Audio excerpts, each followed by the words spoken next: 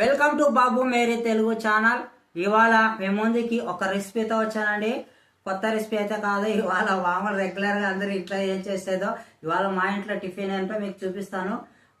చూపించక ముందు ఒకసారి అందరు లైక్ చేయండి. రండి టిఫిన్ చేద్దాం మనం కూడా. అందరూ సబ్స్క్రైబర్లు చూడండి. ఏంటి అబ్బా ఉప్మా చూపిస్తున్నాడు, మాకు ఇష్టం లేదని అనుకుంటున్నారా? చూడండి, అందరికీ ఉప్మా నచ్చకపోవచ్చు, కొందరికి నచ్చవచ్చు.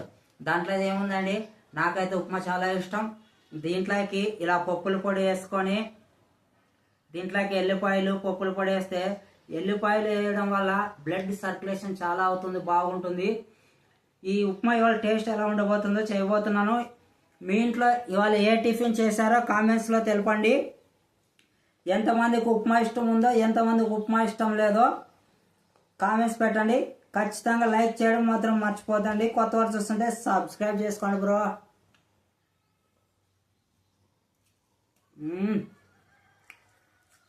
ఎల్లిపాయ నోటి పడతా ఉంటే ఉప్మా మాత్రం సూపర్ అండి. కాంబినేషన్ ట్రై చేయండి. Bye bye.